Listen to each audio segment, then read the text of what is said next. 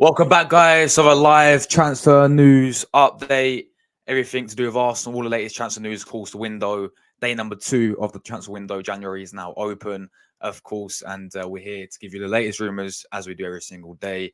So as always, people, let's get right into it. Let's get into the intro.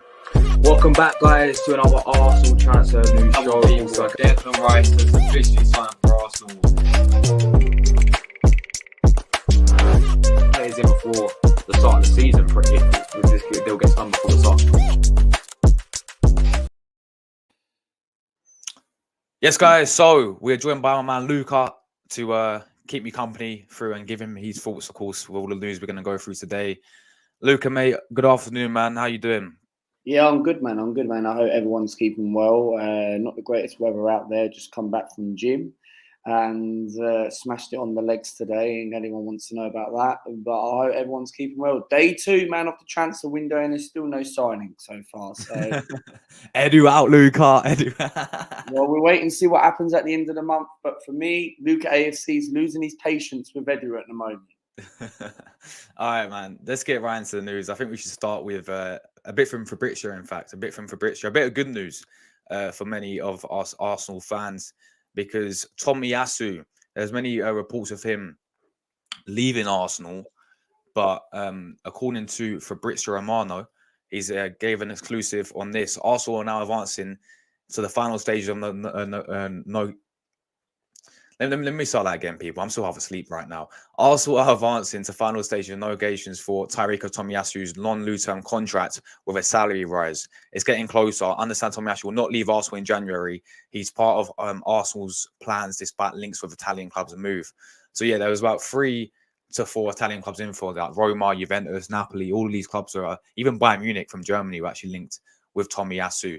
It looks like he's to be staying in January, which is massive, because Tomiyasu, for me, the only thing that lets him down really is the injuries. You know, the guy's very injury prone, but when he is fully fit, he's superb. You know, this guy can fill in left back. We see him play left back last season, pocketing Mo Salah. He does a really good job there. His main position is a right back, and he's superb defensively, very solid defensively. He can even do his job at centre back as well. So he's very versatile, and he's a great player, man. He had a great season before he got injured, of course, but. Yeah, look like he is going to sign a new contract. Luca, thoughts on Tomiyasu signing a new long contract for Arsenal? For me, I think it's a great news for Arsenal. Of course, we would like a signing on top of that, which will make us very good after the last couple of weeks of Christmas not being the greatest results by Arsenal. But I think it's a fantastic new contract for Tomiyasu, because Tomiyasu, for me, since he came into Arsenal Football Club in that 21 season, he pocketed Son in that game when Arsenal won that game 3-1 against Tottenham. And then for me, I think him playing in that left-back position, especially in the Champions League, throughout the group stages, he hasn't put a foot wrong. And I think now Tommy's back. Yes, we're going to lose him in January because of the Asia Cup. But I think it's a fantastic, and I think he puts in a great shift. Yeah, I couldn't agree more. I feel like, as you said, it's going to be a massive miss for Arsenal when he does go to the Asian Cup with Japan in a few weeks' time. I know he just recently had an injury, and obviously he came for the bench against Fulham, didn't he? Yes. And obviously, so he will be there's a chance he won't be playing Liverpool because he's going to the Asian Cup with Japan. But yeah, this guy has been fantastic for Arsenal, man, and I'm buzzing that he's signing in a new contract, especially where the clubs like Bayern Munich were in for him. Roma were in for him, the likes of all these Italian clubs. But it looks like Arsenal will be signing him on a new long-term contract, on a new long-term deal. And for me, I don't know about you, Luca, but right now, if you had to ask me who would you prefer in the right back position, over Ben White or Tomiyasu, I'll go Tomiyasu right now. What do you think? Right now, at this point of time, I'd go with Tomiyasu, because Tomiyasu right now is knocking on that door, because originally he came in at Arsenal Football Club to play in that right back cover. And I know the last international break, whenever that was, 2 months ago, right? He played at centre back against Germany. And then literally from there, he was good. And I think Tomiyasu, for me, I think you've got to put him in there right now. I think players, look, Ben White's a better defender than Tomiyasu, don't get me wrong. But right now, at this moment of time, I'd start Tomiyasu because Tomiyasu is knocking on the door. He'll put in a good shift, and then Tomiyasu, I'd 100% start him because I don't know what Ben White's been doing since he's been doing all this little wax gel hair and all that stuff. Maybe he goes to the barbers every once a week, but regardless of that, I think it's good to have Tomiyasu, but we still need cover in that defence because what's the latest news on Cedric? Elneny is leaving in the January transfer window. A couple of Turkish clubs are looking at him, like the likes of Galatasaray, and that would be a good move for Galatasaray because they've got a lot of experienced players in there. Yeah, again, facts as always, Luca. Yeah, I couldn't agree more. All right, let's move on. We're going to move on now to the next piece of news. We're going to stay on for Britstro because he has obviously give us an update on Thomas Partey. The latest news on Partey. He has not been selected for the Ghanaian international squad. Of course, AFCON is happening and he will not be going to AFCON, which is a good thing for Arsenal because we know it's less risk of injuries. But Ghana coach Chris Luca, do you remember Chris Hughton, the Brighton ex-Brighton manager? I do, yeah. I can't believe my man's managing Ghana now. But yeah, crazy. On Thomas Partey, I spent a lot of. He says I spent a lot over this period of time with Thomas and the Arsenal staff. They'll treat the injury with caution, and so will the player. This is a big injury for him, and the biggest injury that he's had. That is not good news, people. When he says that, he just said that this is the biggest injury Partey's had, Luca, in his career, apparently. Well, for me, I look at it. Look, Partey with all these injuries, if he's not going to Ghana, right, for the African Cup of Nations, perfect opportunity to sell him in this January transfer window. If we want to try and get Ivan Toney, right, or get some midfielder or whatever, I don't know what position Arsenal are going to bring in this transfer window, but we do need these positions. But I think if Partey's not going to the AFCON, it's an opportunity for him to sell him. Do you really believe? No, honestly, I do because for me, look, if he's not going to the AFCON, we've done so well this season right up to now without Thomas Partey. Do people kind of regret now that yes, we've done so well without Thomas Partey? I think we miss him, Luca. I think we miss him big time against West Ham and Fulham. The thing is, right? I always said Thomas Partey. I know people say, "But it's Declan Rice now," but I've always said Thomas Partey is Arsenal's most important player for me. He gives us everything at midfield. He's that key in our midfield for me. So you'll keep him to the end of the season? Yeah, I'll keep him to the end of the season, 100%. What if we get less money, though? What if we get less money? Because the thing is, if we sell Partey now... And bring in who, though? Paulinho from Fulham. Yeah, but the issue is Fulham want 100 mil for Paulinho. What they want 100 mil? I think Partey's better than Paulinho, personally. The issue with Partey is his injuries. And he's very injury prone. Like once again, how is this guy out injured again, Luca? A lot of people, what, he's injured now? This is apparently the worst injury, according to Chris Hughton, this is the worst and biggest injury he's ever had in his career. He's going to be out for ages. At the moment, if he's still injured at the moment, we can't sell him. We can't sell him because half of this fan base believe that Partey is actually injured? For me, it's hard to tell. I think personally, if I had to give you a verdict, I think he's injured because you ain't going to sell him. At the end of the season, would anyone really pay the value what we're going to get back for what we paid?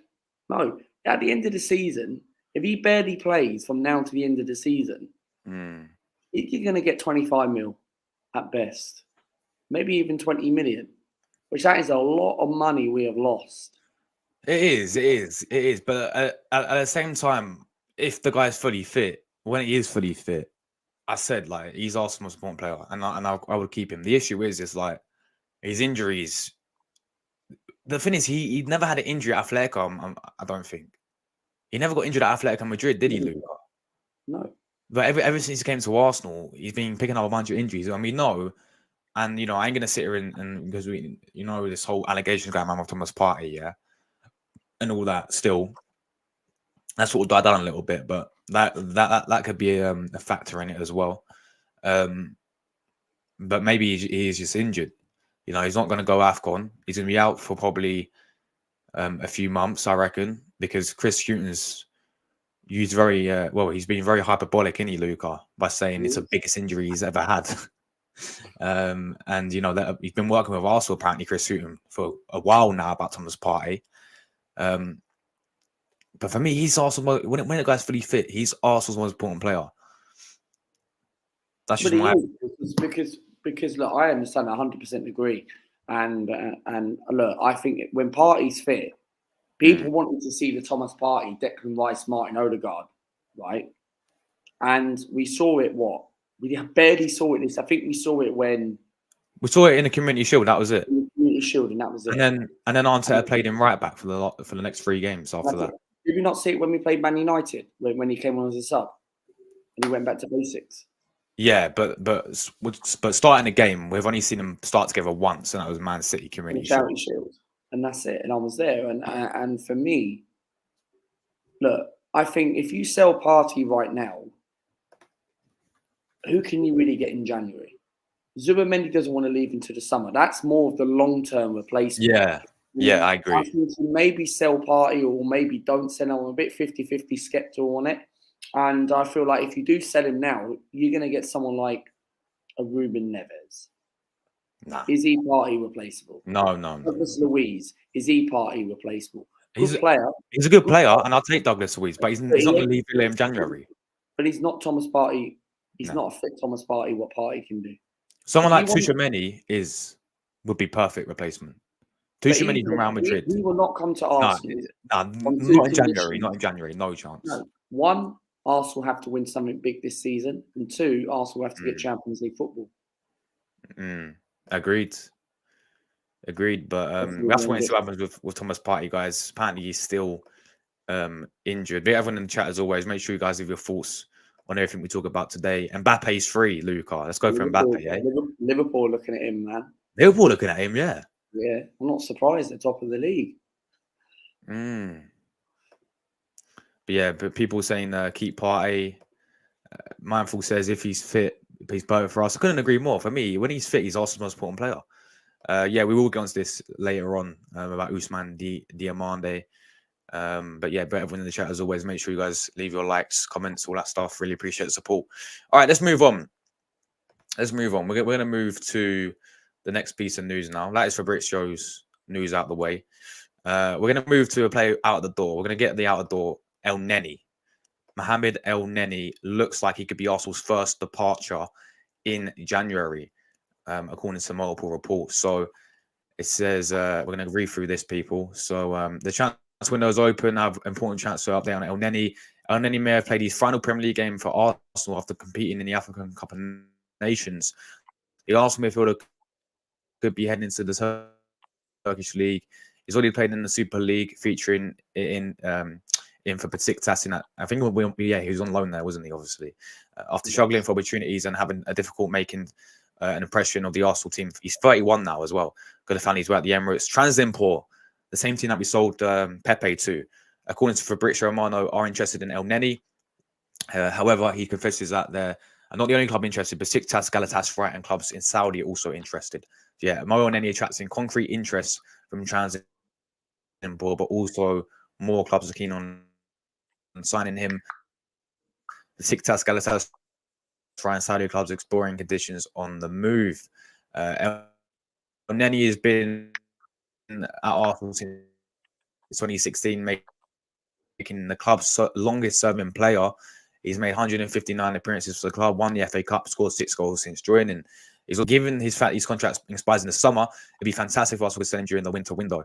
Funds when he sell could be useful for Arsenal, who needs a bolster their squad if they are to win 2020. Central midfielder will be signed. Probably signing would be the replacement of Elneny. So, yeah, guys, Elneny on his way out could be Arsenal's first departure. Hopefully, Luca, we get some money for this guy. And look, what we got to say is we got to say thanks. For me, if you sell him now, I think 5 million. 5 to 6 mil. I don't think he'll get anything more than that, because for me, the guy's been the long servant at the football club. He's the only guy who's been at the long servant at the football club, and he's been with us since 2015. 9 years at the football club, so nearly 10 years, right? And I think Elneny, for me, look, people used to call him Mohamed Sideways, watch me whip, watch me Nenny, and all that stuff. People used to call him Mohamed Sideways. People used to call him the Egyptian Chabi, all that stuff. All Elneny did was, he was one of those players where he'll put in a good shift, he'll calm down, release the ball, and does what he has to do, does the job. He's one of those players who will put in a good shift in a cup game, and then he'll score. Yes, he scored wonder goals against Dundalk, Barcelona, and all that stuff. We all remember that Barcelona goal. Didn't mean anything at the time, but he'll always put in a good shift. And he's a legend at the football club, don't get me wrong, right?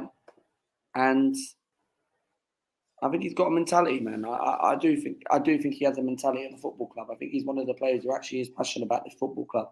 And for me, it's if we can get, I don't know, between £5 to £8 million, maybe he's on a position. But this is the thing, Josh. If we sell him now, who are we going to get in? Because No, we have to get rid of him now, because if we wait to the summer, Luca, he'll leave on a free, because that's when his contract runs out. Well, it would, but you're not really going to get a lot of money for him. So is it really worth selling a player with that sort of value? That's the thing, because 5 to 8 mil, who are you going to get in January for 5 to 8 mil? That's true, but it does go towards something. You're thinking about it as well. We can use that money, and we can build it up to get a big player in. This is the thing. This is what everyone's talking about. It's all about selling players before we buy players and all that stuff. Get Elneny off the wages. Get Elneny a bit of money. As you said, I don't think we'll get a lot for him, but look, we'll take whatever we get. I would rather that than sell him on the free. I think it's time for him to move on now. And look, as Elneny's been a great servant. We can sit there and say that. I think we always remember his goal in the Champions League against Barcelona, Luca. I think that's my that's about it, man. Biggest, 2015 days, all that stuff. Yeah, biggest memory of Elneny was that absolute banging goal. It's only him, Eddie Nketiah, and Reece Nelson, and I think that's it. The only signings from Arsene Wenger. The rest, complete different team. That is it. Yeah, that is it. But it looks like he's going to be going to Turkey. I think it'd be a good move for him. Obviously, he's 31 now. It'd be a decent league for him, and I think he'll do pretty well there. I mean, he's already played. He went to Besiktas on loan a few years ago. He did pretty well there. So, look, we wish him well. It's time for him to move on now. He's been a great servant of Arsenal Football Club. Thank you for the memories, Elneny, but it's time to move on. And let's hope Arsenal do get a bit of money for this player, get him off the wages in January, and we use his money and we build it up and hopefully get some players in. All right, let's move on to a bit of hopefully this will happen, because I'm buzzing about this, people. You know, I'm a big fan. I've got his shirt and everything. Kieran Tierney. So there's been a few reports today that Arsenal could recall Tierney from Real Sociedad. So Arsenal could recall Lone Stars, problems stuck up for Mikel Arteta. So let's read through this. So Arsenal could decide to recall left-back Kieran Tierney from his loan spell with the Real Sociedad start after Zinchenko was ruled out. The Gunners 2-1 defeat to Fulham. We suffered a miserable run, as we know. Zinchenko has started 14 Premier League encounters this season, but was a surprise absentee for Arsenal ships to Craven Cottage. Arteta confirms the Ukrainian international was suffering from a slight calf issue, as he told reporters. We don't know. He felt something in his calf. We'll scan him tomorrow, and we'll see how many games he'll miss. Kiwior started in place of Zinchenko in West London, but has hauled off at half-time in favour of Tomiyasu. But neither of them look convincing. Arsenal have already made a replacement for Zinchenko in the form of Tierney, who joined the Gunners from Celtic in 2019. The squad's international was once a key player on Arteta, has been tipped to become the club's captain, but he fell out of favour after Zinchenko moved to the capital in 2022 and was sparingly last season. Is there more? Yeah. Tierney made the move to Spain last summer in an effort to get his career back on track. The 26-year-old has featured 8 times in La Liga and twice in Champions League, despite being hit with a hamstring injury in autumn. Tierney is known for his leadership credentials, which could prove invulnerable to Arteta at such a fragile time-free side. The player may jump at the opportunity to reunite his Gunners' career. Zinchenko is likely to be out for an extended period of time. Kieran Tierney, people, get him back ASAP. Get Tierney back ASAP. We need him back. Why do we bin him in the first place? It still baffles me, yeah? And I'm not saying this because he's my favorite player. Yeah, I got a Tierney shirt. I'm saying it because let's tell you why. He's a natural left back. He can actually defend. He can actually attack. He can cross a football. Not many wing backs can actually cross a ball in the Premier League. Yeah, Tierney actually can. Tierney's a leader. I've always been crying out for this guy to be our next captain. Yeah, he's got a leadership about him. He's got that winning mentality. Okay, the amount of trophies you want to sell. I get it's a Scottish league, but he still went there and done it. Yeah. I'm pretty sure he was their captain as well. So it's captain at the time. So he has that winning mentality. He's a leader, right? He's a quality left back as well. People seem to have bipolar. He was one of our best players in the lockdown season. He was.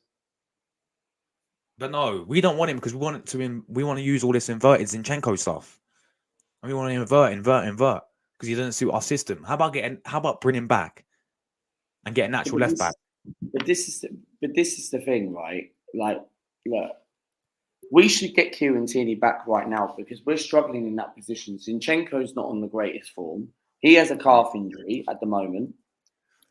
Tomiyasu's now going to the Asian Cup. Yeah, it's great he's going to sign a new deal, but not as great compared to like where we need him right now because he's better than Zinchenko. And for me, we need that position because Timber ain't going to be back until March. 2 months already in. We'll probably already be at the title race by then anyway, and we'll have to fight for top four. So call Kieran Tierney right now, even if it's to the end of the season. Even if you want to get rid of him at the end of the season, I don't care, right?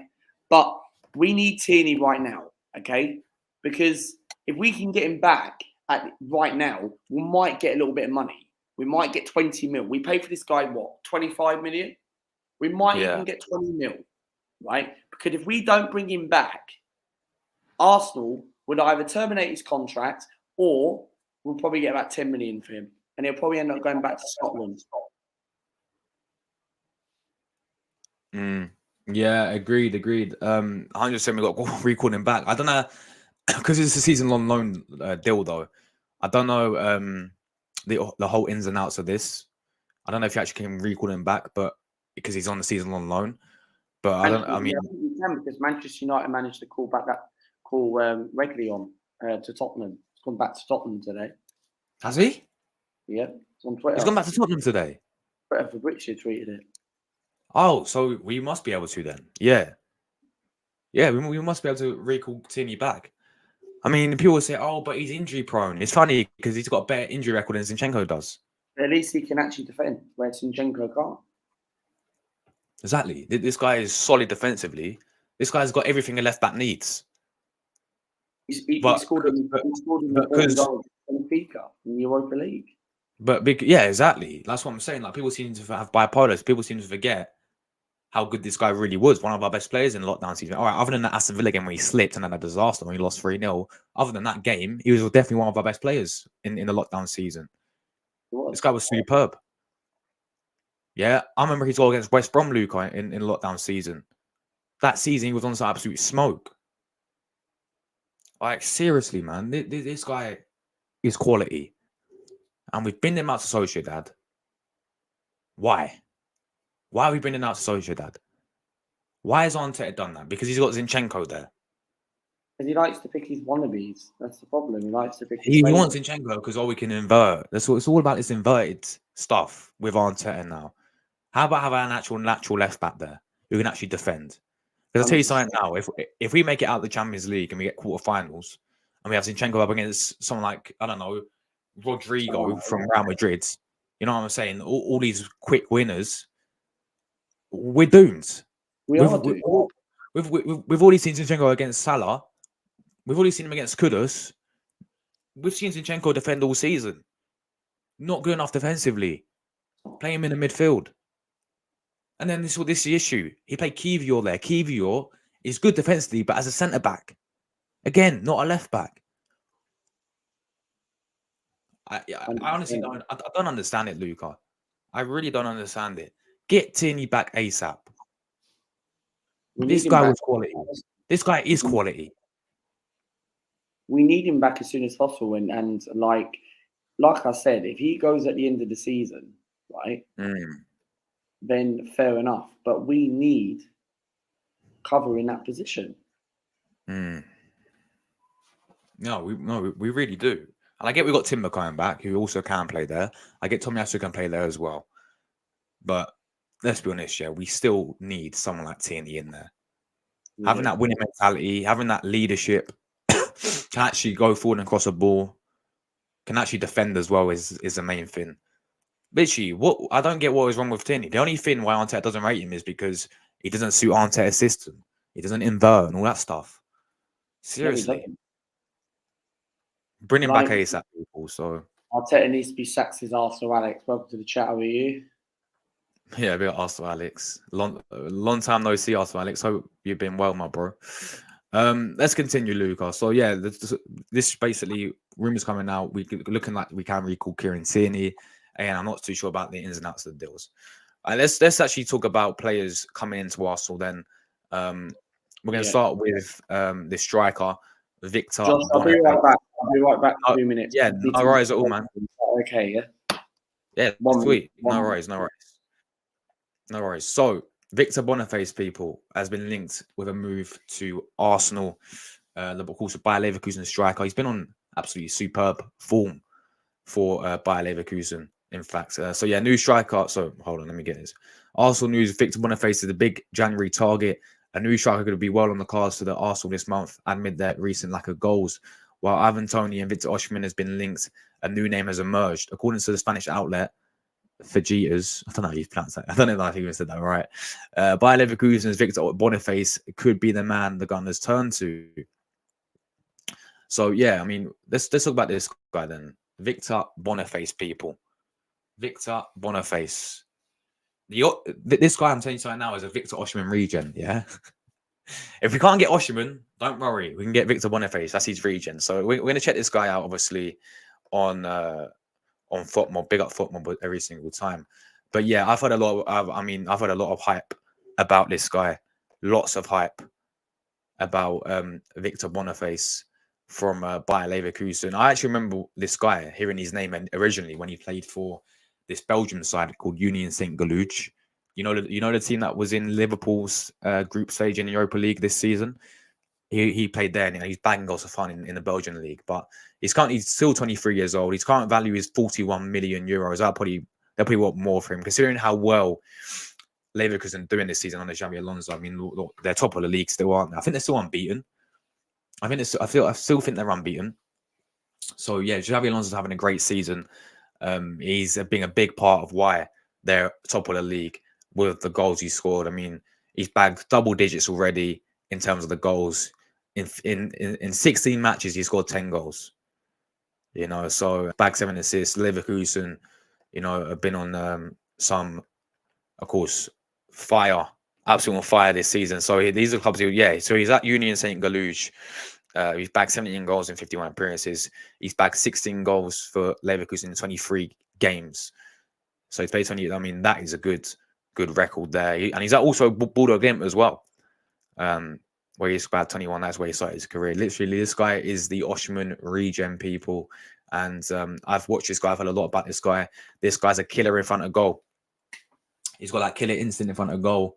He's got that clinical. He's very clinical when it comes in front of goal. This guy would be good for Arsenal. This guy would be a very, very good signing. And this guy, we're talking about around about 50 million probably price tag for Victor Boniface.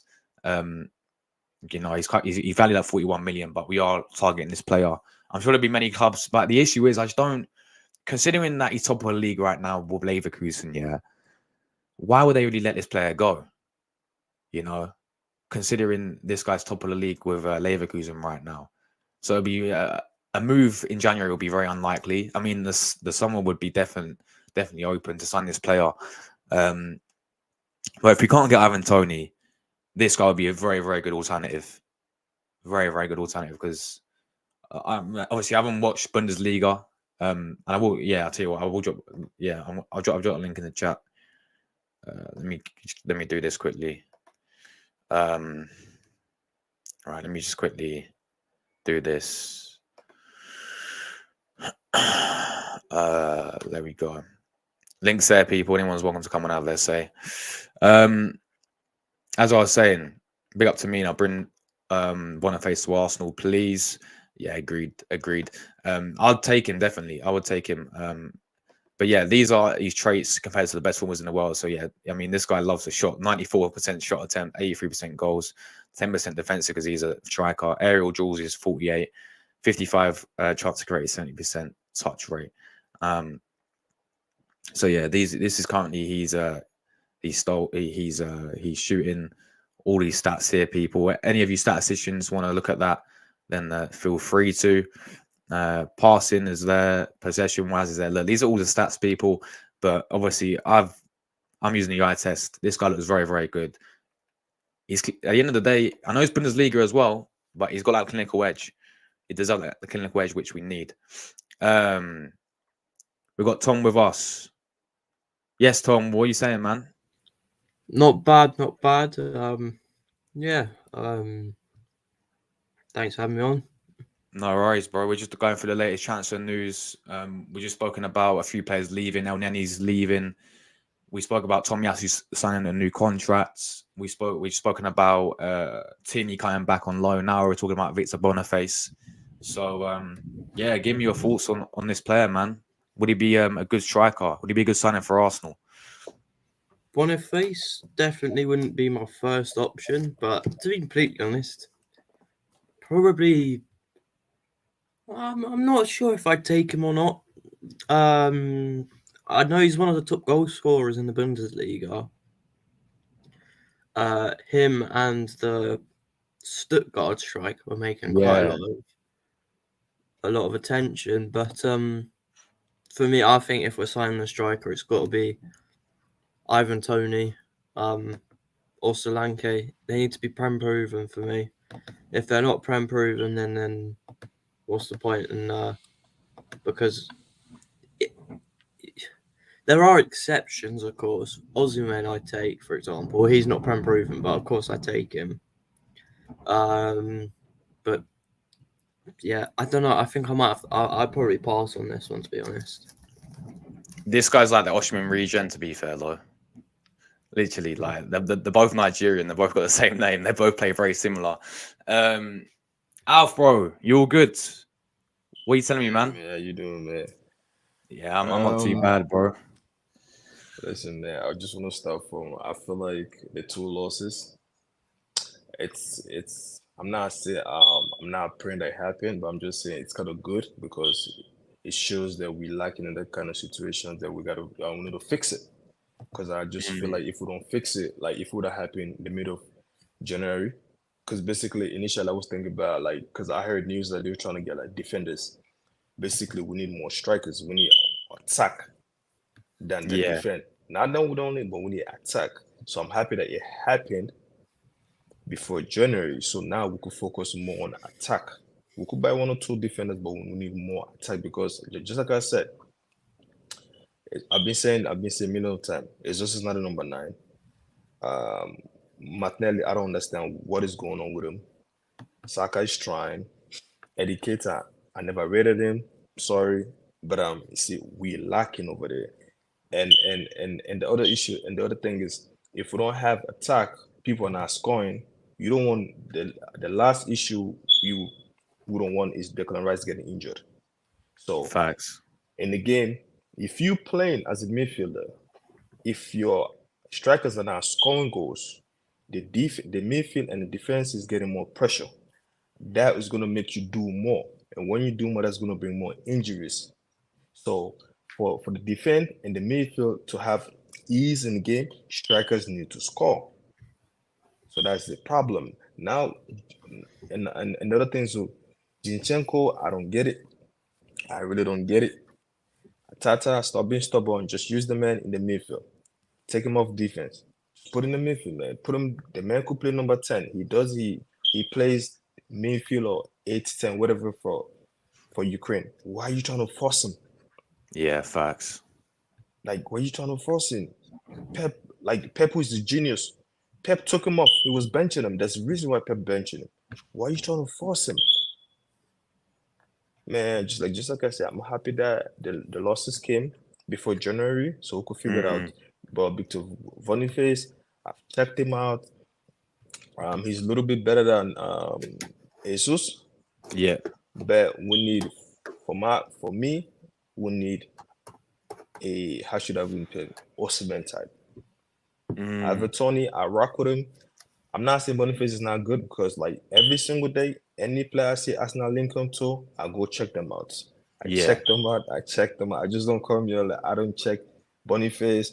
I don't check Usman. I don't check Tony. Like even the guy from Brentford. Brentford.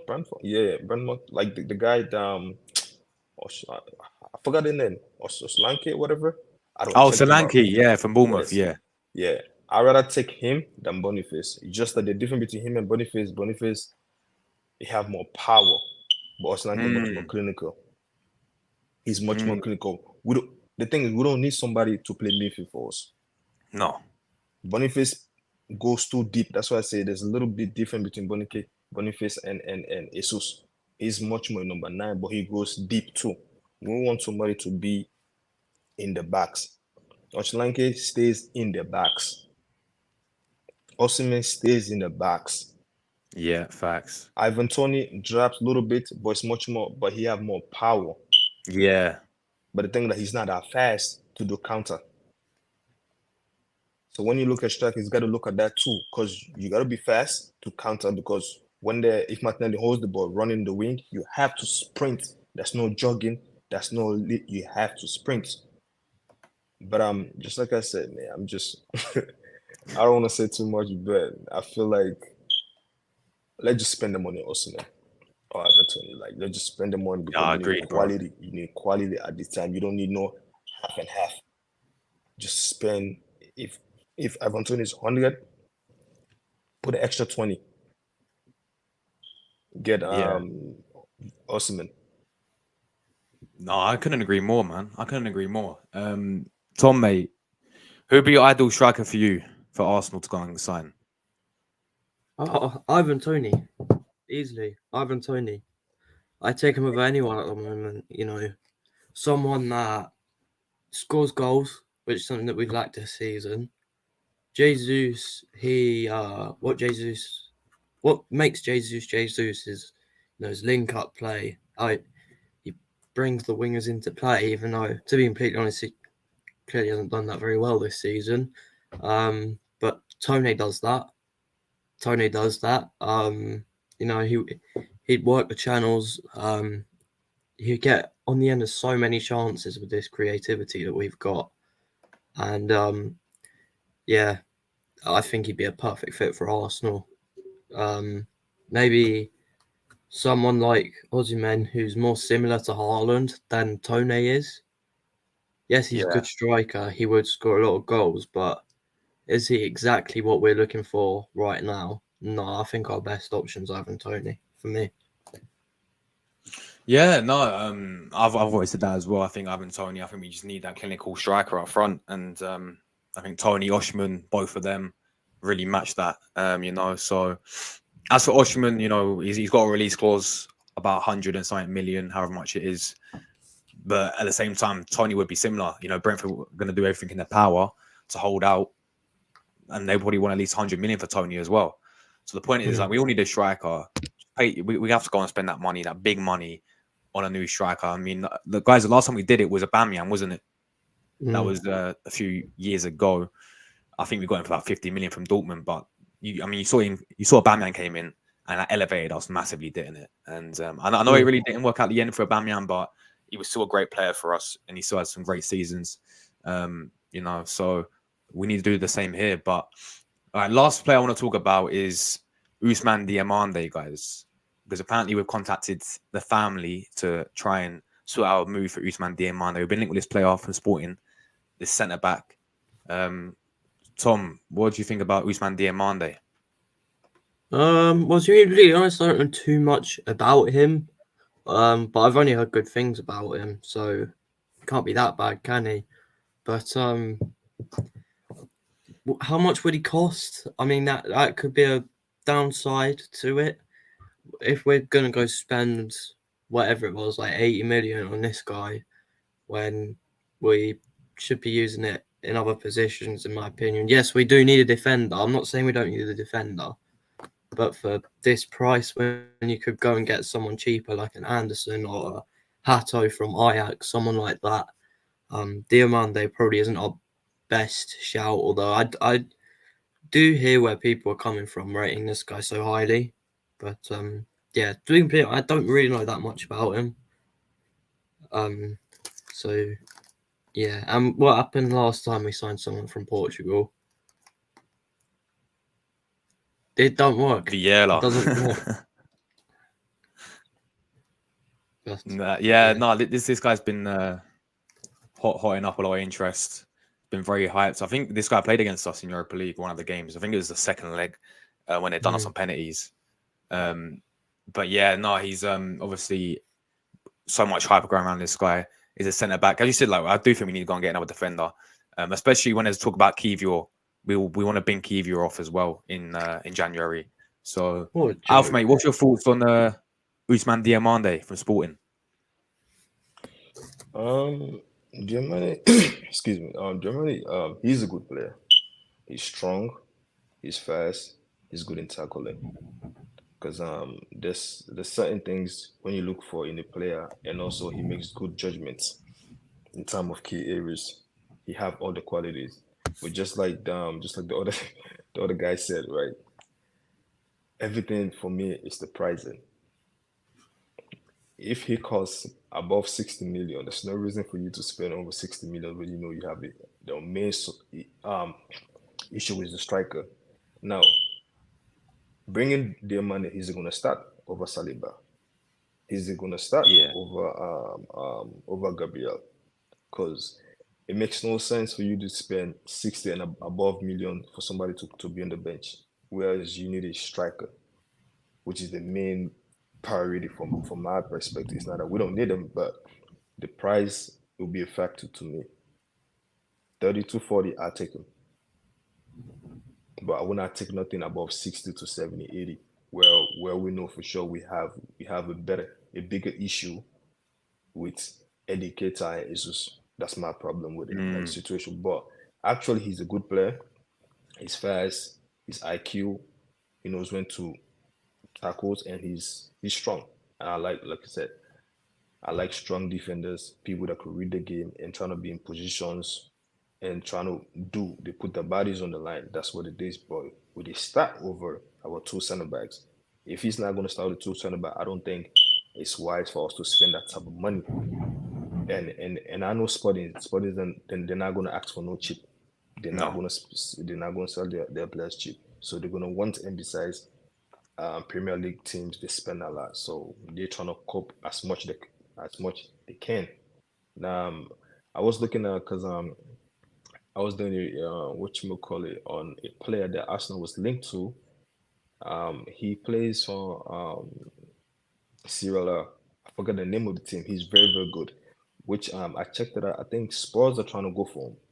He's a very good defender, very solid guy. I just forgot the name, but I think he's Romanian. Like long hair. Yeah, he have like a long hair. He's very, very good. Those guys are cheap. I'll check. Where does he play? What league is he in?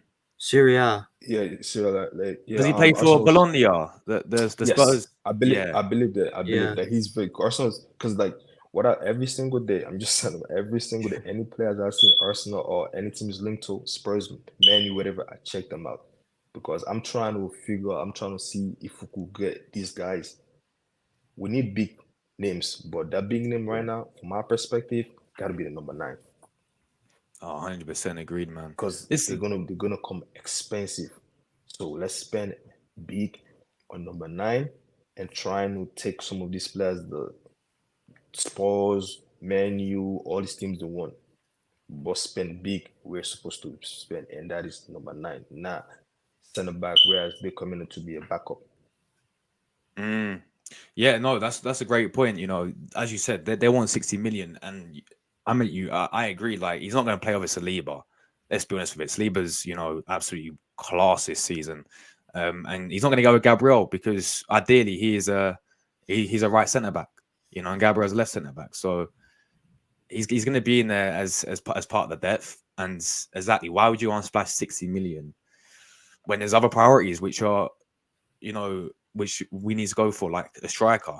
I'd rather we splash the money, use that money, and go and get a striker that we all need instead of getting the centre back. Having said that, I agree. I think this guy is a very good player, and I think I love him at Arsenal as well.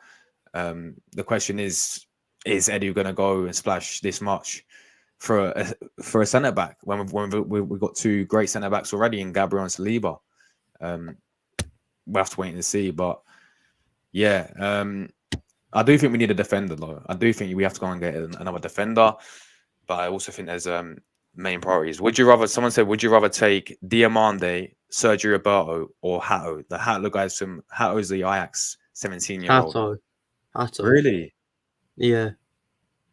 Hato, because think about it, 18 months left, so he'll be cheap. He's only 17 years old, so who knows, maybe you sign him and even if it doesn't work for 6 months, you loan him out. He's still young. If anything, he's one for the future. And then, who knows, in a few years' time, he could be world class. He could turn out to be next to Saliba. He could have the same story as Saliba, where we sign him, loan him out for a few years, and then he's world class. So, yeah, probably Hato. But if you're looking for short term and for the rest of the season, probably Sergio Roberto, because I think he'll be going for free. So, yeah. So, talking about Sergio Roberto, right? I can see it happening. Very realistic, because now Arteta likes the inverted stuff. The reason why he wants Sergio Roberto is because he can play CDM as well as right back as well. It would literally be another Jorginho signing, wouldn't it? Type of how Sergio Roberto, I mean, he's 31 now. He's won a lot of trophies at Barcelona. He's a captain of Barcelona now. And I can see why Edu and Arteta would want him, because he can play CDM as well as right back, and the whole time he'll play inverted right back. We all have to do this inverted stuff. So yeah, I think that's a good possibility. But yeah, I mean, I hear what you're saying about Hato, Tom. He's 17. This guy is in 17. This guy already got called up for the Dutch national team. Played the first game for them. Already called up for them. Played all Ajax Europa League games. I think he even captained Ajax at the age of 17. I know Ajax having a horrendous season, but to do that at 17 is definitely definitely something to applaud. And for me, Diomande, Roberto, or Hato, Diomande for me. But if we're talking realistically, in January, we'll probably end up signing Sergio Roberto. I don't know, guys. Would you take Sergio Roberto at Arsenal? I mean, I rate these short-term signings, even if they're only like for 6 months or so, a year and a half or so. I rate the Jorginho signing. I think, he not only does he add like leadership, but he also an experience, but he also adds extra quality in his own way. And it's like when we were relying on Thomas Partey, who was very injury prone, we didn't have anyone, and then we had to sign someone, and Jorginho was that player. Our fullbacks are very injury prone, so maybe Roberto comes in and he would be a backup option, but I think he'd be a good backup option. And then if he flops, then it's not much. It's nothing much anyway. So yeah, I rate these older, more experienced player signings. Yeah. Alf, what's your thoughts on Roberto from Barcelona, Sergio Roberto? To be honest with you, I don't really. I feel like there's difference between this Barcelona Premier and Spanish league and English league, two different leagues. Premier League is much more physical. It's not physical. Yeah.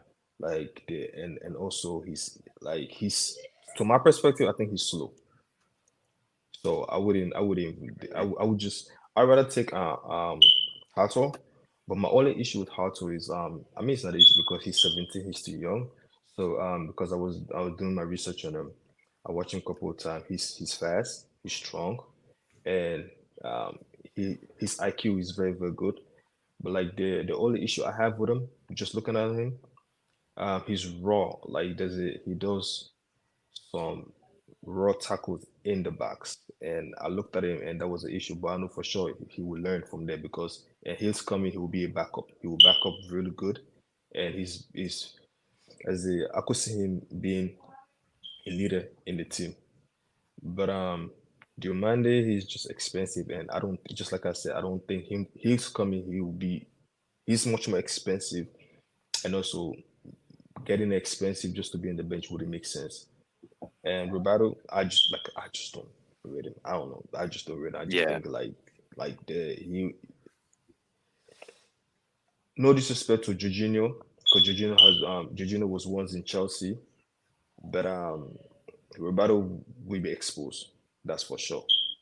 That's just me. I think he'll be exposed. So in order for us just figure out somebody else, but I think he'll be exposed. Trust me, like Premier League, it's not easy. I'm not played, but you know for sure it's not easy. You gotta be fast, you gotta be strong. He's good technically, but the physical, come on. I just don't think he will excel in Arsenal, even as the backup. Yeah, I couldn't agree more, man. I couldn't agree more. We got my man Rory with us. Yes, Rory. Sorry, I'm late, man.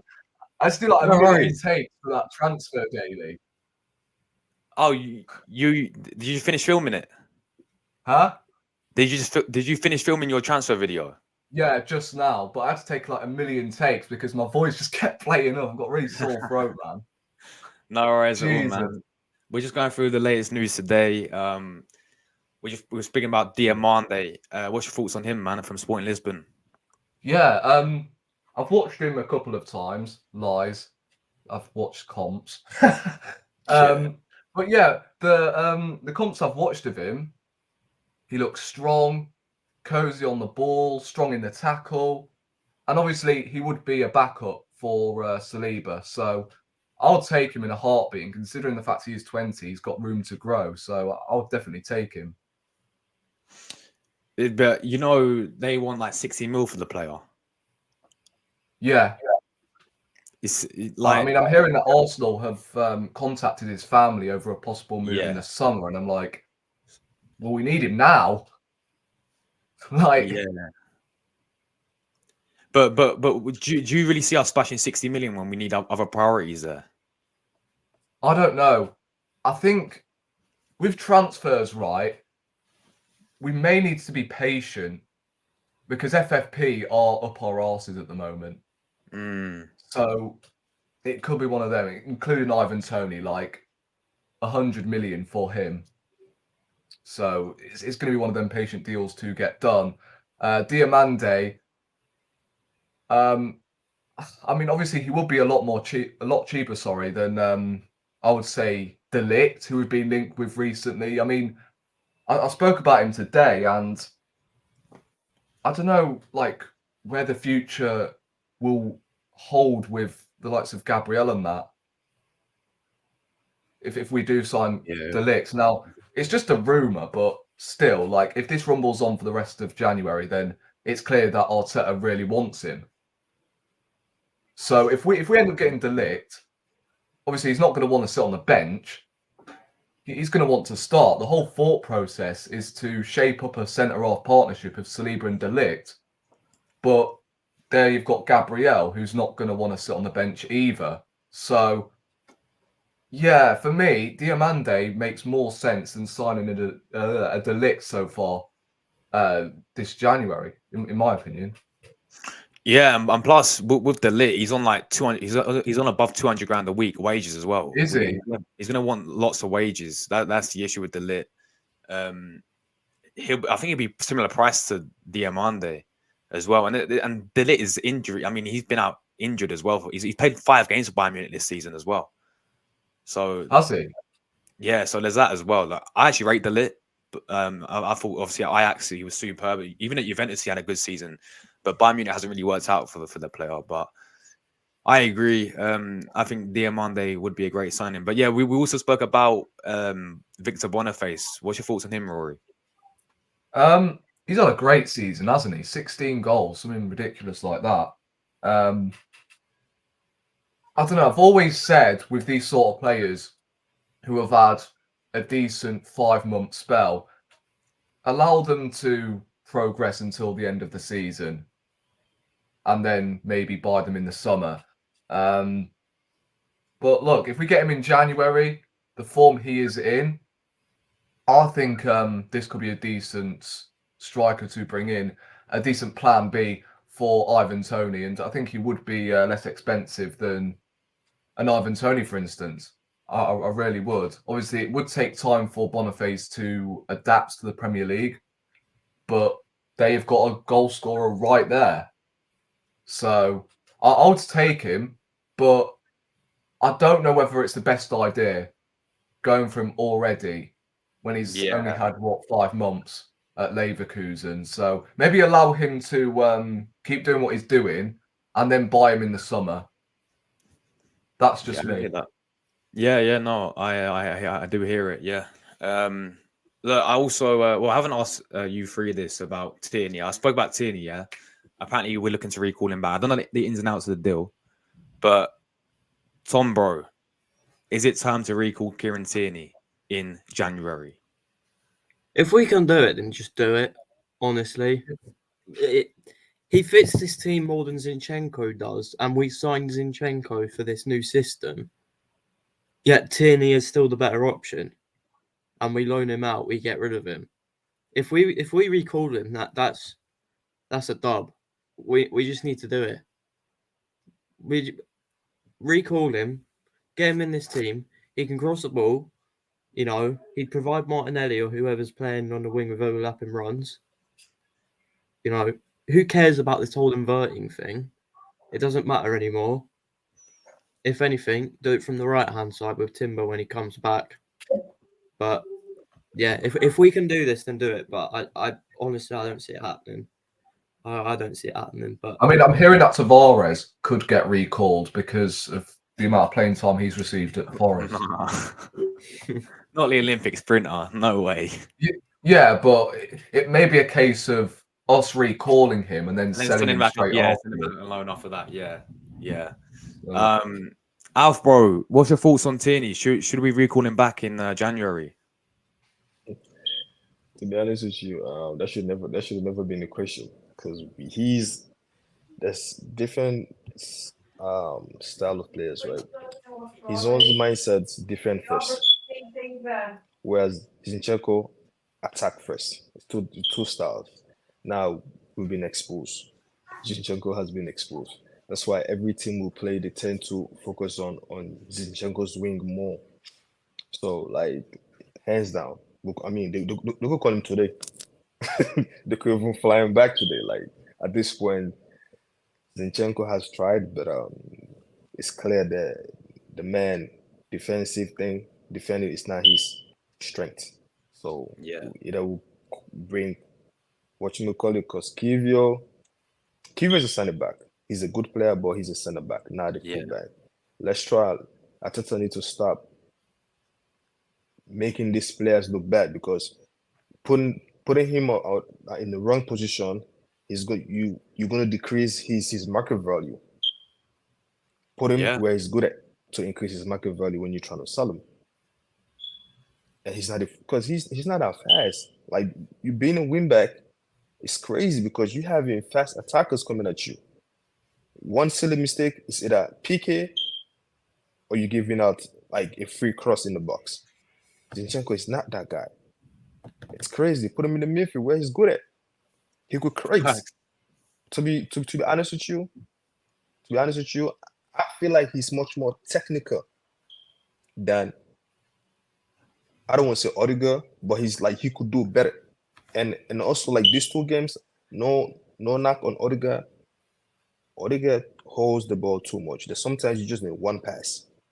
Zinchenko has that quality, that one touch. Sometimes Odegaard trying to do too much. Even the last game I watched, I'm like, bro, pass the ball. You don't have to do too much touches. Like sometimes just one touch. There's time for 2 touches, there's time for 1 touch. But Zinchenko is that fullback. Instead of bringing other midfield, just put Zinchenko. Now Partey is back. I'm happy that Partey did not go AFCON. Now Partey, Zinchenko, Odegaard, that midfield is good. But Tierney need to come back to push Zinchenko in the midfield. That's how I look at it. Yeah, no, I couldn't agree more, man. I couldn't agree more. Rory, bro, Tierney, is it time to recall him back from Sociedad? Yeah, we might as well. But we have no left back, pretty much. Like, even when Zinchenko and Kiwior are fit, they're not fullbacks. And, you know, the thing is, you've got one right there on loan who can actually cross a ball. And maybe that is who Martinelli's missing at the moment. Because Martinelli was on smoke when Tierney was behind him.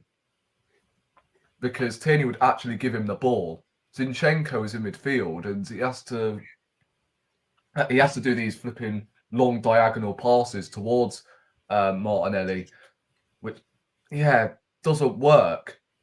Right? We always have to look for the right every flipping time. So we just leave Martinelli isolated. So maybe if we and allow him to do what he does best, none of this inverted crap.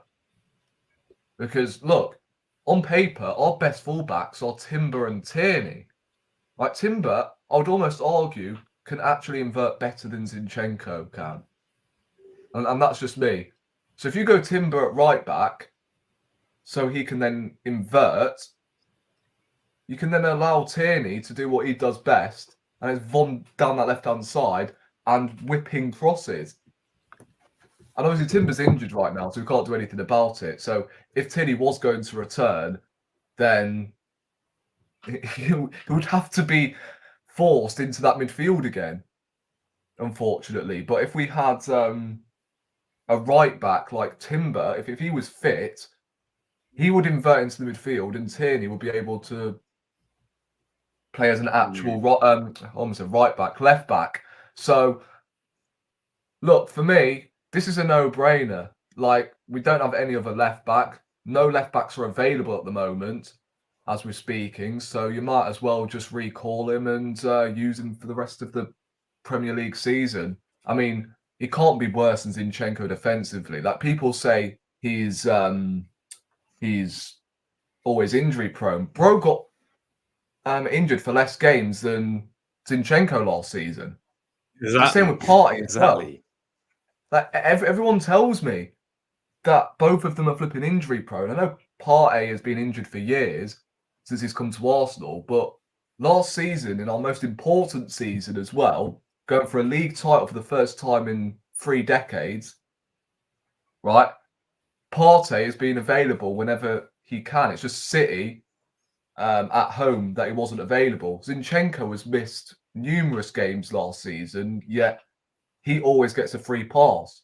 So why not recall Tierney and play him? And he will know that it is his chance because Zinchenko's injured. Kiwior's not a left back, but at the same time, we look to sell him, don't we, to raise funds. So Tierney will know that this is his chance now to cement that first team spot, and Zinchenko may actually be able to play in midfield. And who knows, we may not concede as many goals as we have done recently from set pieces. Because Tierney can defend and go forward. Saliba and Gabriel have been solid. Ben White has been fucking dreadful for months. So we need a flipping right back. I mean, look, Timber, as I said, Timber can easily play that inverted role better than Zinchenko. So he can play ahead of Ben White, or he can play Timber at left back if you really want to. Timber at right back, Tierney as the left back, and then Saliba and Gabriel as the 2 centre-halves. It's not rocket science. And I think we will ultimately get better defensively with them at the back. Ben White, as I said, has been dreadful. Zinchenko has not been good enough for months defensively. In fact, no, years defensively. And, you know, we're relying on Saliba and Gabriel to hold their hands half of the time. It's just, I think Tierney's got to come back if we have any chance of challenging for the league title, because I don't think we can rely on Kivior playing left back, especially a guy that we're trying to get rid of. Like, come on. A guy that we're trying to get rid of is playing out of position. Like, I don't understand it. So, look, what I do understand is us recalling Tierney, an actual left back. But that's just me. If he gets injured, whoopee-doo. Like, it happens. See, But the thing is, no one pays attention to the likes of Zinchenko and Partey getting injured, though, do they? It's always Tierney. So yeah, exactly. I don't know all the ins and outs of the deal because if it's he's apparently on a season on loan at Sociedad. So can you recall him back in January? I'm not entirely sure. well, we recalled Nketiah, didn't we? Oh, Not from so- Leeds, yeah, that Yeah. season, yeah, it can be done. Then it can be done, and for me, it has to be done. Arteta, I do call this guy back, get him in left back. We need him ASAP. But yeah, guys, I think that is all the news we've covered today. Oh, by the way, I've just seen some news just now About what? about who Arsenal have been linked with. Hold on, I'll try and find it. Oh, here it is. Arsenal have already made contact with I'll read that again. Arsenal have already made contact with Liverpool midfielder Curtis Jones ahead of a potential summer transfer. Mikel Arteta really wants to sign the midfielder. Curtis Jones. Yeah, I've just seen that now. The moment I bloody finished recording, we suddenly linked with Curtis Jones. I don't Well, know. I'm getting all the content ideas now. Big up. I'm actually mixed with this, you know.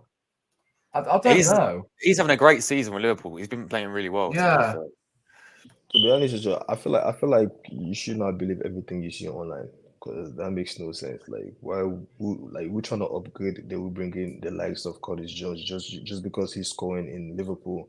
Like sometimes people gotta understand one thing is like teams make people better. You could be in a good teams now. You're looking like Ronaldinho. Put you in a different team, you're looking like crap. So people gotta understand just because Curtis Jones scored a goal yesterday. From our perspective, he's still either above average. We're now looking like Curtis Jones. It's not everything I believe. Sometimes, like basically, I could go online, just write something, I post it, it will be there. I don't trust that news. I just don't trust that news. Like for me, he's not good enough. The man can't even start in Liverpool. If he can't start, why? Like who's he going to bench in the midfield? Even if we get him, it's a waste of money. So I don't believe everything I see online. So, but like for my thing, I think that we still need a striker, a winger, somebody that could compete with Martinelli, because I feel like Trossard is not giving no pressure on Martinelli. Martinelli doesn't even care. Trossard is his backup, so he's not even. That's why I feel like he's trying, but he's still not being a complete out winger. I need this guy to be able to do extra. If Saka is doing extra, why won't you do extra? Yeah. You're supposed to be the Brazilian, but it looks like Saka is the Brazilian nowadays. Because he's killing me. Like he's killing me, bro. You're right footed. Why can't you just bring the ball back in your right foot and take shots? Like Saka drives and takes shots and score. What's wrong with your foot? It's not just about running, doing 100 miles, covering. I get that part. Covering is good, but at least it's just not kicking. Take shots, for God's sake. You take shots, you got a better chance of shooting, scoring. Same as Jesus. Y'all Brazilians, score goal, take shots. It's not about dribble. We don't need you in the midfield. Brother, stay up. You're not fast enough to sprint or counter. Sometimes we have counter, but it's over there jogging. If you jogging, it's waste of time having a counter attack. And also, Arteta, my issue with this holding pass, Martinelli sideways. It's boring, man. That's what I'm saying that we need a fast striker. Somebody will be in the box. We don't need an extra midfielder. We'll try this. Teams to just low block. Stay in there. That's why Liverpool keeps scoring goals. Liverpool they hold the ball and they do counter. Everything is not just pass. At least try counter something. Like that's why linking to all these slow strikers is killing me. We need somebody who's fast. Who could let's try to go long for Reece. Let's try to go long. Like 1-on-1, long, hold the ball, like score something. It's everything about possession. Do something special. Do something. Oh, we did something. Yeah, bro. I couldn't agree more. Big up, bro. We got a Liverpool fan, Jordan. Jordan, we're just talking about Curtis Jones to Arsenal, man. Huh? Yeah, so Rory went out and said that apparently Curtis Jones has been linked with a move to Arsenal. We're looking at Curtis Jones. You see, and Curtis Jones will be playing against the guys in the FA Cup this Sunday coming. Wow. Insane. Yeah. So Jordan, we're just going through Arsenal transfer news. We've been linked with Victor Boniface. We've been linked with Usman Diomande. Tierney might be recalled, man. What's your thoughts on all that? Get back KT, but man, absolutely. That's a great recall back, man. Get him back. Move Zinchenko out of left back and put back KT back there, man. It's good. What about Diomande from Sporting, Jordan, or Boniface from Leverkusen? Boniface. Yeah, me watch him. I never watched this player before from Sporting CP, but I watched the Bayern Leverkusen one. But yeah, he's also good. He's scoring goals for Bayern Leverkusen right now. Yeah, he is. He is indeed. So, Jordan, what do you think Arsenal need, position-wise, to? The guys need that striker. They need a backup striker. And what striker for you, Jordan, ideally for Arsenal? Like when the guy was talking about Ivan Toney, I think if that will possibly happen, but you guys have to see what his manager will say if he will still sell him, because you have Ray already, so I don't think you need one more Brentford player. So yeah. Yeah, look, fair enough, Jordan, bro. I've got mixed emotions about Curtis, mixed feelings, I should say, about Curtis Jones, man. I have to wait and see how the story develops, but yeah, if we can get Curtis Jones, that is good. But he's having a good season with you lot, man. I don't have any problem because he does have a great season without his lack of goal scoring right now. So the important thing he love to score is in the cups, so he doesn't show up in prems. Yesterday he showed up. Yeah. Yeah, agreed. Look, guys, I think that we're going to wrap it up. Big up everyone who came on today, as always. Thanks everyone who tuned into the chat. Tom, Rory, you guys got... Oh, and I know, Rory, you got transfer video coming today, right? Yeah. But, Tom, you got anything lined up? Yeah, I'm either going to do a video or do a stream at some point today. I'm still undecided, to be completely honest, but there will be something out today. I've got another video that's planned. It's going to be pretty big. I'm not going to spoil anything, but yeah, this should be coming out at some point within the next week, which I'm looking forward to. So yeah. Jordan, what are you coming up on your channel, bro? Oh yes, yesterday game. I have to do the match reaction today. I was busy. Today's the first stream for me for the Liverpool Newcastle game. And he watched the game yesterday. Bro dipped. What was that? I didn't even hear what you said. You dipped for a second. Has he lagged? I think he's lagged out. He's froze. Man's froze. For fuck's sake. Man's literally froze. Alf, bro, thanks for coming on the channel, man. Really appreciate it, bro. And anytime, man. Yeah, take care, bro, and hopefully we sign some players, man. I really hope we do. No, we need to. We need to. We need to. If not that, this gonna be the same thing next year. We need more attack. I keep saying we need more attack. Yeah, Attack. Because Liverpool, their strength is not defending. It's not the midfield. Their strength is the attack. That's why they scare you. Their strength is exactly. not midfield. Their strength is attack. Like the Liverpool fan could agree with me. Like despite Nunes is not scoring, but you still have people. The Liverpool counter is deadly. It's deadly. If Arsenal could have a striker fast and could run with Martinelli and whatchamacallit, we could match those people. But just this pass left side, right side, Odegaard looking too much touches, trying to find opening. We're not winning. We need attack, fast attack. Don't worry about the midfield. The center midfield. Partey's back. You have Zinchenko just fill in the fullbacks and put more money on attack. Just buy another winger and a striker.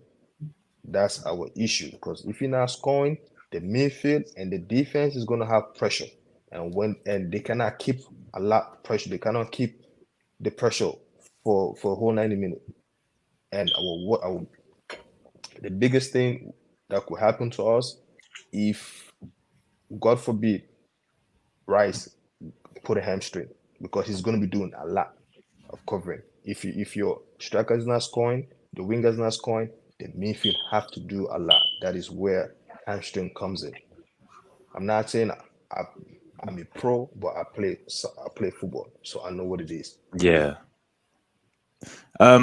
Yeah. George, you simpleton. I thought I actually lagged out for a second. What happened? You said I lagged out. No, I said Jordan lagged out. Oh. I said Jordan froze. No, I said bro dipped, and I thought you were talking to me. No. I thought thinking about Jordan. Luca. Yeah, sorry about that. I thought it was Cap. I'm back now. I'm back. We're talking to like because I said last time we were talking about Kieran Tierney. Yeah. We're gonna wrap it up, but Luca, we'll quickly get your thoughts. Yeah. Victor Boniface was next. What's your thoughts on him? Sure, Victor who? I've never heard of him. Man. Victor Boniface. Honestly, it sounds Italian to me, but for me, I don't know anything about this guy. Like I've heard that he's playing for Bayern Leverkusen, and for me, I don't really know who this guy is, and I can't really. But it's the type of. All I will say is the type of striker that Arsenal would actually go for if it's a panic stage, if they're not going to go and get their targets in this window. But I don't know, man. It's just for me. I just look at it thinking I haven't seen him play, Josh. That's fair. I mean, 10 goals in 16 matches, 7 assists. Yeah, it's good. Can I say something, right? Okay, the goal ratio, right? People need to start thinking about these 10 goals, 50. Okay, if I was to tell you, right, Eniketa had a hat-trick, the first thing you're going to ask me, don't you going to ask who did he have the hat-trick on? Like sometimes they just don't look just the stats to go crazy. Like he's good, don't get me wrong. He's strong, he's built, whatever, and he could shoot. I get him because I checked him out. But stats are not everything sometimes. You got to watch the guys. He's not stats on everything. Eniketa hat-trick. But who did he score? Somebody who was the last place in the Premier League table. Yeah, that's facts. So like sometimes let's try and look, like observe people, like look how they play, how they move, because striker, this is the difference. This is different why Haaland is good. Because Haaland, his best strength, it's not even the score, it's position-wise, Haaland. Yes, he's fast, he's strong, but Haaland is very, very smart in position. That's why that makes him stand out for every other striker in the Premier League. His positioning is very, very good. He's very, very smart. So because somebody scored 16 goals in a different league, that don't make him prolific in the Premier League. You got to watch how they move, like how they call for the ball, where they are, like what touches they do. Like how good is that touch? This is what these fans want, though. like it's not all about apparently link up or how good they are, with the ball at their feet. No, none of that. I got told that we need a prolific goal scorer. So if it's not all about goal scoring and it's about how they move and that, then we might as well just keep Jesus then. I'm not signing a striker. But I get what you're saying. But okay, in that type of goal, did you did you check how many PKs are in that type of goals? Like did you what I'm trying to say, did you check how many PKs in the 16 goals? And did you check how many deflections in the 16 goals? No, but come on. I'm not saying he's not good. He's a good striker. Don't get me wrong. Yeah. He's a good striker. But I'm just saying, sometimes you got to look on those 16 goals how they came, because basically, right, what you're saying, I already went on YouTube. Like the 16 goals, I saw this man's video. I watched it 3 or 4 times already. I'm not saying it's not good. I looked, just like I said it before to Josh. Any player Arsenal is linked to, I take my time, go in there, observe him, watch. Boniface, I'd rather take the guy for Stuttgart. He's much more prolific than Boniface, if it was up to me. Yeah, he's a nightmare. He's a nightmare than Boniface. Yeah, the Stuttgart guy, Gulissi, whatever his name is. Yeah, he's a nightmare than Boniface. He's just a little bit older. He's 27. That's the only issue I had. But he's a nightmare. Bring him over there, I guarantee you we score 20 goals instant. But the thing is, Jesus is less deflected goals than Boniface, so you might as well just stick with him, innit? I'm not. You literally not getting my point. I'm not trying to say, right? What I'm trying to say, right? Sometimes, right, stats are there, but there's something beyond stats. When you're trying to get some play, you got to look beyond stats. Watch the guy of itself. Don't just pull up stats.